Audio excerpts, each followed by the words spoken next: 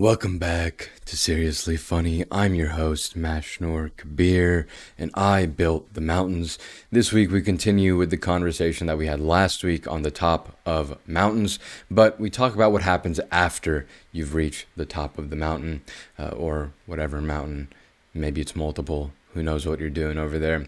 I mentioned it at the beginning of the podcast last week when I said that some people get to the top of the mountain and they say, "What now?" And that idea could be its own episode. Since I'm as creative as a potato on steroids, and because one of my buddies told me to talk some more about it, here we are. Before we go on, Apple did announce their event, and when you're listening to this episode, I have likely already ordered my MacBook, but more on that in the outro.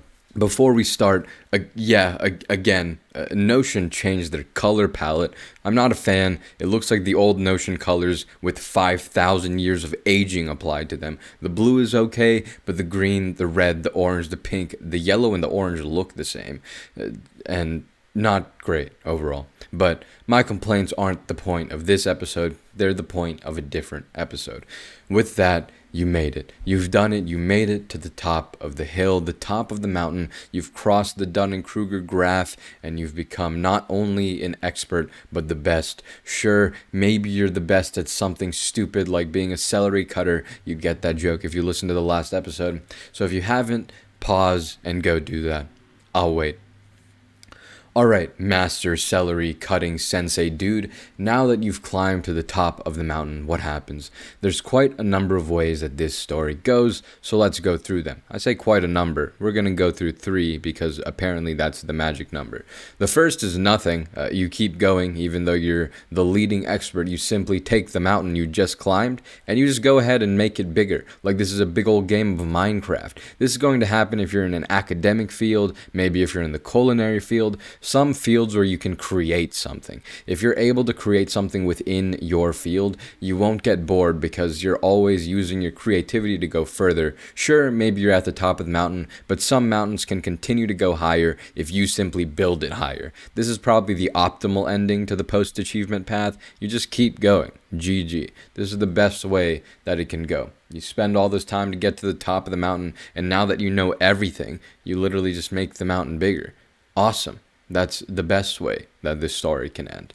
Option 2, though, is that now that you're at the top of the mountain, you're extremely bored and you don't know what to do with your life at all. You've done it. You've reached the peak. Sure, the peak you reach might be that you're the best Titanfall 2 player and it's a dead game and literally no one except for the 10 people that play the game care. But hey, you reached the peak, and don't let anyone take that away from you. Except for me, I'm taking it away from you. What are you doing and why? Go think about your life choices. I'm kidding. Kind of. Anyways, this is what will happen when people have a goal and they achieve that goal. And you'll have what they call post-achievement depression. I don't know who they is, but what they call post-achievement depression. It's a great state of being where you had this goal and this reason for getting out of bed for so many days. And now that you've accomplished it, GG, good job, well done, you now have no reason to get out of bed. And it's kind of a depressing feeling. Not fun in the slightest. This could cause the rich and sad phenomenon. Maybe this happens to a lot of pro gamers, especially in FPS games. Unlike research or cooking, there is a ceiling. Yes, for a while you can find new things to do, but at some point, especially without updates to your dead game, you'll run out of things, and you'll just be left at the top of the mountain, looking down on all of the ants that are trying to climb up your mountain because you're an arrogant a-hole. This one really does suck, though, this path, this what happens, or this post-achievement path. And after you reach the top, or you've just achieved what you want to achieve, that feeling of pointlessness, yeah, there we go, really sucks. And finding something else you want to do can be a long process. You might be floating for a while purposeless, in which case, welcome to the club, baby. Option 3 is that you reach the top of the mountain, you did it, you take in the mountain air, the mountain view, and you let it all seep in like you're a chicken just boiling in some broth. And this is what it was for. This is what the journey was meant for. The destination has finally been reached. And like every movie, you know that the curtains must close and we fade to black. So after you've taken it all in, you put your gear and your backpack back on and you start the slow trek back down the mountain. It might be a long way down, but that's okay. You just finished the goal that you worked so hard for. Now you get to process. Of course, option 3 only happens if you're an enlightened sage, and the solution to this isn't understanding that one day the achievement will be accomplished, because here's the thing. It won't ever be as good as you think it'll be, okay? It'll also be much better than you think that it'll be. Confusing, I know. You'll never be able to correctly assess how something feels before you feel it. You'll just never understand the qualia until you go through it. You won't know what it's like to finish the specific accomplishment until you've accomplished it. The last episode was about getting there. This episode, of course, is about what happens after. And now that we've covered the 3 most common responses to achieving something, of course, these are big achievements. For small achievements, you feel good and you move on with your life, whatever. Tell yourself you'll go to another November without nutting, maybe, who knows, maybe that was your big ol' fat achievement, which for some people is quite the achievement. Since we've covered what may happen when you've achieved the big goal, you've climbed up the Space Needle all the way up to Mars and found the aliens you just knew were up there. Now, after you've been anally probed by said aliens, you're going down option 1. You're going to make the mountain bigger, a sublime choice. If that's you, then I can tell you nothing. You continue to make your mountain bigger. Go from Mars to Saturn to Jupiter, getting anally probed along each stop. All right, good for you. Keep going, never stop, and never look down. Good luck. I love you. Have fun. For those of us, however, who are degenerate losers that pick option 2, we played too many video games and got too good, but the sunk cost fallacy, which there's an episode on the sunk cost fallacy I did as well, so you should go listen to that too. But the sunk cost fallacy kept us from quitting the stupid game that we put our entire life into, and then we were too much of garbage to monetize our skill, so then we just ended up losing 3 or more years of our life doing nothing because it all amounted to nothing except for meeting toxic cucks on the internet that think they're smart but are more broken than the average person, and that's why they're gaming. Now that that's out of the way, you chose option 2, getting to the top of the mountain and feeling like a used condom. Now that you've accomplished it, now that you've done that thing that you spent so much time trying to achieve, you have nothing to do. You're a free agent, a dirty rag, an inflated lithium-ion battery. You ask yourself the final question, now what? And that is a question that maybe I can help you answer. And to be honest, I kind of already did, but we'll see if we can give some other options and be more nuanced or whatever the writers are doing these days. Speaking of writers, I got a consistent 100 WPM typing speed from some of the typing tests I took recently. I'm insane. My incredible typing skills aside, you're in a good, fat, post-achievement depression. So we ask again, now what? And before we go on, sometimes people don't try to get to the top of the mountain, but they just end up at the top of the mountain because they're one of those stupid, dumb, talented people we talked about last week. If you're one of those stupid, dumb, talented people, I'm glad that you feel some post-achievement depression. You should feel bad for being so good at life, okay? Screw you. Anyways, I'm just salty. Don't listen to me. But again, now what? That's the question. And here's what. Option 1 is to go ahead and monetize, make a living off of your expertise. That's always a great idea. A lot of us really are becoming very, very good at something and not monetizing it. I got good at Titanfall 2. I was above average in Apex Legends. I had solid numbers in Genshin Impact. I didn't monetize any of those things. I love writing. I'm good at talking. I started a podcast, so I monetize that. I enjoy researching, so I made a course on Listenable. I monetize that. And maybe I'll do another one whenever I ever get the chance to research something again. If you're really super good at something, there's 2 reasons you're continuing to do it. You genuinely love it, or the sunk cost fallacy. Yes, there's probably more reasons depending on the thing. Maybe it's your job, maybe it's your responsibility or duty or whatever. But if you genuinely love something, then that's good enough reason for doing it. Monetize it if you want to. I would recommend doing so. And if you don't want to, then continue loving it. Whatever. Continue doing it, loving it. It's fine. Sometimes we just like something. You don't need to make money from everything. If you just enjoy doing it, let it be a hobby and enjoy doing it. Fine. That's fine. If it's the sunk cost fallacy, however, there's again a 20-minute episode I made a few weeks ago just talking about that, so go give that a whirl. However, if you don't do something purely because you love it, maybe you do it because you feel like you have to, maybe you do it because of some other force, maybe you do it because it's a conduit for something you want. For example, you signed up for the homecoming setup team because the guy or gal you liked is on the student council and they would be there. You get it. If you're doing it for some other reason and you don't actually like it, then you could monetize it. Yeah, go ahead and make money for whatever you're good at. Make money for signing up for the homecoming setup team or whatever. It's pretty easy these days to make money from being good at something. I mean, a lot of people make money pretending to be good at something these days. We call them political streamers on Twitch, but if they can make a living, I'm sure that you can too. All right, so go ahead and do that. And I would love it if my Wi-Fi did not disconnect on me every 5 minutes randomly. Absolutely incredible. Okay, Wi-Fi back. Awesome.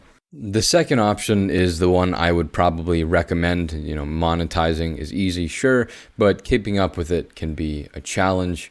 Scripting this podcast every week, going through and cutting out some of the super dumb stuff I say, and some of the dumb sounds that comes out of my effing mouth sometimes, or fixing some of my misspeaks or whatever. It takes a fair bit of time, and honestly, I'm doing the bare minimum. I should make a video version. I should split that into clips for a clip channel. I should post more on social media, but I'm lazy. So it can be hard if you're at the top of the gaming mountain. That doesn't mean you give a single crap about video editing or social media management, so monetizing contains a bit more activities that you may not enjoy so much.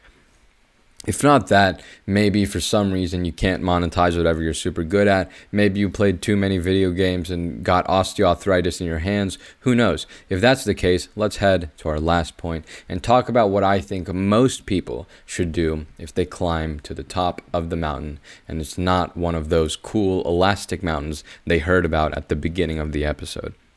I told you about option 3 earlier when you reach the top of the mountain at the beginning of the episode. The third option is the most enlightened option, of course, and following with the theme of this podcast and what my entire brand is seemingly about, I think you know what I'm going to say next.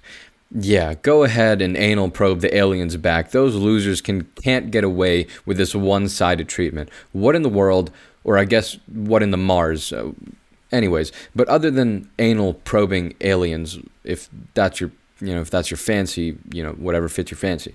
If you've climbed to the top of a mountain and don't know what you're doing anymore, either you don't know where to go anymore or you're stubbornly clinging to the top of the mountain even when it's bad for you. If that's the case, I implore you to get up, take in one last breath of the mountain air, and take your time to slowly walk down the mountain. Until later on, maybe it'll only take days, maybe it'll take months, maybe years. But after you've gone down the mountain you once climbed, wait until you have the desire to climb another mountain, to become an expert at something you love, are passionate about, and can possibly monetize well enough to make your living. Yes, this may be very hard, and I'm going to repeat what I said in the episode on quitting and the sunk cost fallacy. I understand that it may seem like you wasted your time if you walk down this mountain. It'll maybe feel like everything you did in order to climb up the mountain was a useless endeavor, but I ask you this: when have you heard of a mountaineer who has climbed a mountain and has refused to come down? Never. Because the point is not to climb a mountain and sit there. The view will get boring if you stare at it for too long. The goal is to climb a mountain, experience it, have fun climbing, learning things and meeting people along the way, and then walking back down the mountain in order to climb another one. And the skills, the experience, the memories you made climbing past mountains will make you not only better at climbing your next mountain, but it will allow you to climb larger and more challenging mountains. No, your experiences weren't useless. Well, maybe they were. But regardless of that, your experiences are yours, and that's all that they need to be. So come down from that mountain that you're on. You did it. You made it to the top. That's a real feat. We talked about that in the last episode. It's hard to get to the top of any mountain. It is, but you did it. Well done and congratulations. But just because you scored one goal, accomplished one achievement, the game isn't over yet. Life must go on, and there are many more mountains to climb. So come down and let's prepare for the next one. And that's all for this episode of Seriously Funny. I didn't make time today at all. I'm 16 minutes in, and after I cut out half of the things that I did, I could not pronounce any of the sentences that I put into this script. So after I cut everything down, I'm probably like 14 minutes in right now. So I have 6 minutes left, and I don't know what to do with myself. So every time I don't say that, hey, we're probably not going to make the time, then I just don't make the time. Every time I say, probably not going to make the time, I go 30 effing minutes over. Why does this happen? The universe, sometimes, I talk about all this enlightened voodoo hippy dippy effing garbage. Sometimes the universe just sucks balls. All right? That's the moral of the story. All right, you want something to happen? Just look at the universe and say, I don't want that. You know what the universe is going to say? Screw you. Take it. Screw you, piece of garbage. Goodness gracious, man. Why try? Why do anything? Why? I'm not climbing any mountains ever. I'm just going to sit at the effing bottom and roll around in the dirt like a pig. Anyways, I hope you enjoyed this. Oh, God. I hope you enjoyed. And to my bro that recommended that I make another episode talking about this topic, thank you. I enjoyed it. Maybe there's more to say. Nay, I'm sure there's way more to say. But this is what we have for this episode. Music. Poor Stacy's album came out a week or so ago, and I completely missed it. I listened a bit to some of the songs, and, a lot of the songs, it's not rock. It's literally just him screaming now. So he's definitely taken it up a few notches there, so that's interesting. Some of the songs are really good. The last song, which I don't remember what is, Don't Drive, We Drank Too Much Tonight, that one was really good. And there were some other ones. I think Heroin was also pretty good too. Party at the Cemetery and Children of the Dark, those are singles that came out before the album came out. Those two are great. I really like those. Anime, I'm still slowly watching Girlfriend. The last week was busy. Once more, 2 projects, 2 labs, a physics quiz that I still haven't done, 2 other quizzes from a different class. I have to do math homework today, maybe, and I have to watch a physics lecture and maybe read the physics book. I don't know. We'll see what happens. Yeah, very busy always, completely. Another project this week. Every week is a project, and then I have another exam on next Monday or something. But man, horrible. I read some more manga, though. I completely caught up with Tokyo Revengers, and I started reading this one called Fire Punch, which is weird, but someone recommended it to me, so I'll try to stick it out for a few more chapters, and if I don't like it, I'll stop. But getting to Apple's event, this is the exciting part. This is where the Sammy Chubb is in my pants constantly when this episode is being recorded. So right now the event is tomorrow, and I'm so absolutely excited. I'm going to probably skip a class and come to watch the event. That's going to be the goal, and so that'll be great. But since everything on Apple Store is out of stock, like the chargers for MacBook Pro 16s are out of stock, MacBook Pros, just 16s, and I think MacBook Pro 16 inches, no, they're not out of stock because Apple effing has a bunch of them and they probably want to get rid of them. But there's a lot of things out of stock on Apple's website right now, and so that's kind of lending to the evidence that the pre-orders will start at right after the event ends. So the event is 1 p.m. It'll probably go for an hour, so it'll be at 2 p.m. ish that the pre-orders will start. I know when they first released the M1 MacBooks, so the MacBook Air M1 and the MacBook Pro 13-inch that came out in November last year in 2020. They said that it was available that day, so I would love it if they kept up with that pattern, because then right after the event ends, I can go spend my $5 billion on that effing MacBook Pro 14-inch. And then there were some rumors that actually came out recently that the MacBooks will have a notch in them. So just like the iPhone has a notch, the MacBook will have a notch. And at first, people are probably like, yo, what the frick? That's horrible.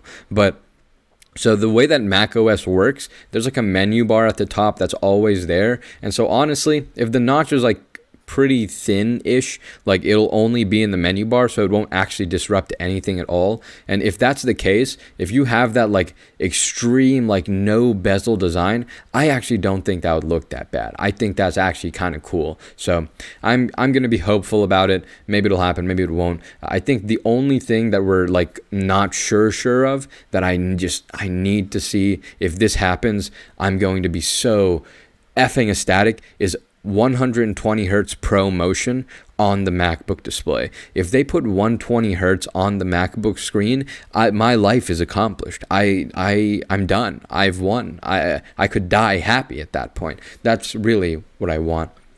But I'm really, really excited for tomorrow. And for you, this has already happened. If you know me, I've probably effing screamed into your ear about everything that they released and how excited I am and all of that stuff. I do need to wait a bit for Dbrand to make the skins for the MacBook Pro 14-inch so I can match with my iPad and my phone. I'm recording this on a Sunday, so yeah, I'm hoping that orders really, really open tomorrow night. That's the goal here. Which, since it should be open on Monday, so hopefully we'll see though.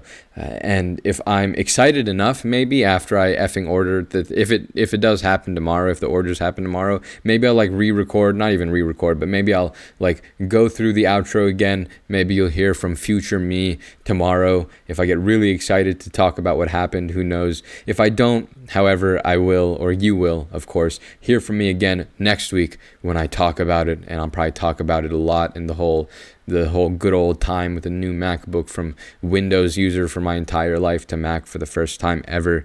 That'll be fun to talk about. Anyways, until next week, stay safe. I love you. I hope you can find a new mountain to climb. I love you. Peace.